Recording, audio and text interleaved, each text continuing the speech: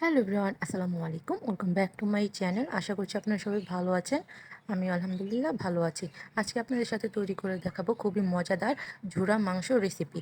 আশা করছি রেসিপিটি ভালো লাগবে। ভালো লাগলে লাইক, কমেন্ট, শেয়ার দিয়ে পাশে থাকবেন এবং টাইমলাইনে শেয়ার করে দেবেন রেসিপিটি। এই ঝুরা মাংস দিয়ে আপনারা চিকেন বার্ন, তারপর পিৎজা, বার্গার, ঝুরা মাংসর পিঠা সবগুলোতে মাংস ব্যবহার করে বিভিন্ন ধরনের রেসিপি আপনারা বানাতে পারবেন।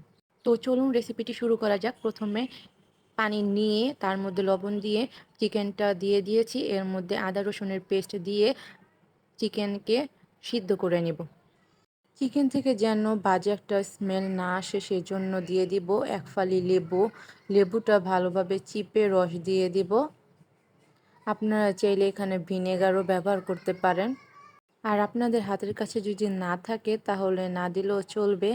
আমার হাতের কাছে ছিল সেজন্য আমি দিয়ে দিয়েছি। মাংস সিদ্ধ হওয়ার পর চিকেনের যে স্টকটা থাকবে সেই পানি কিন্তু আমরা ফালাবো না, এটা আমরা মাংস ব্যবহারের সময় ব্যবহার করব।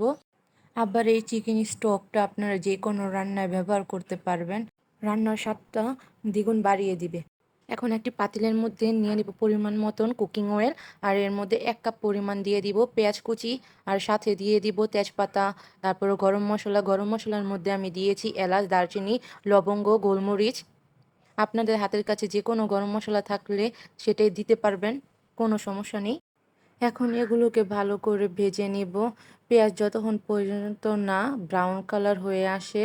সুপ্রিয় দর্শক, এর মধ্যে চিকেনটা ঠান্ডা হয়ে গিয়েছিল। আমি অফ ক্যামেরায় চিকেনটাকে ভালো করে ঠান্ডা করে তারপর মাংস ছাড়িয়ে নিয়েছি। আপনারা ঠিক এভাবে মাংস ছাড়িয়ে নেবেন। সুপ্রিয় দর্শক, আজকে আমি সবগুলো বাটা মশলায় রান্না করব। এর জন্য এর মধ্যে দিয়ে দিব 1 টেবিল চামচ আদা বাটা, 1.5 টেবিল চামচ রসুন বাটা, 1 টেবিল চামচ জিরা বাটা। এখন এগুলোকে ভালো করে ভেজে নিব যাতে কাঁচা গন্ধটা চলে যায় আর একটা সুন্দর স্মেল আসে। সুপ্রিয় দর্শক, মশলাকে ভালো করে ভেজে নেওয়ার পর এর মধ্যে দিয়ে দিব 1 টেবিল চামচ পরিমাণ হলুদ গুঁড়া, 2 টেবিল চামচ পরিমাণ দিয়ে দিব মরিচের গুঁড়া, 1 টেবিল চামচ পরিমাণ দিব ধনিয়া গুঁড়া, আর লবণ দিব স্বাদ মতো। এগুলো দিয়ে আবারও অল্প একটু পানি দিয়ে ভালো করে কষিয়ে নিব যতক্ষণ পর্যন্ত না মশলা থেকে তেল ভেসে ওঠে।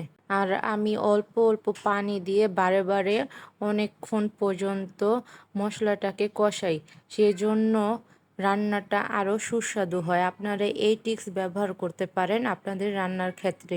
এ পর্যায়ে দিয়ে দিব চিকেন স্টক, মানে চিকেন যে পানি দিয়ে সিদ্ধ করেছিলাম, পরবর্তীতে যে পানিটুকু ছিল সেই পানি এখানে ব্যবহার করে ভালো করে মশলাটাকে কষিয়ে নিব।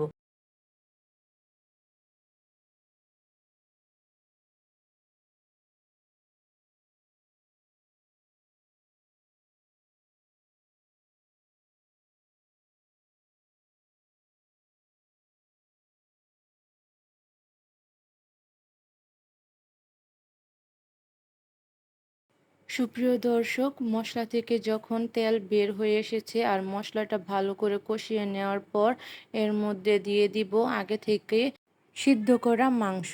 মাংসকে দিয়ে ভালো করে নেড়েচেড়ে কষিয়ে নিতে হবে। আর এর মধ্যে কোনো পানি ব্যবহার করব না, অল্প অল্প আঁচে ভালো করে মাংসর সাথে পানিটা শুকিয়ে নিতে হবে।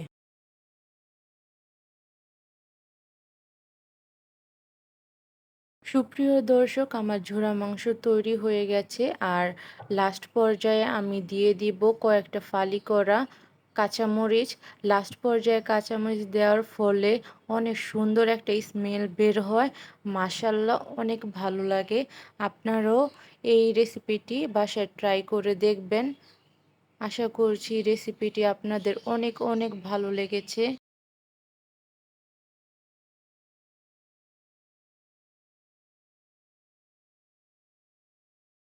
এখন চুলা থেকে নামিয়ে পরিবেশন করে নেব।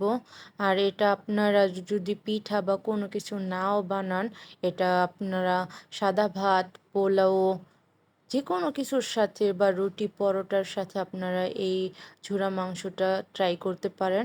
আশা করছি আপনাদের ভালো লাগবে। ভালো লাগলে লাইক, কমেন্ট, শেয়ার দিয়ে আমার পাশে থাকবেন অ্যান্ড আমাকে সাপোর্ট করবেন বেশি বেশি, যাতে আপনাদের আমি নতুন নতুন ভিডিও বা রেসিপি আপনাদের সাথে শেয়ার করতে পারি।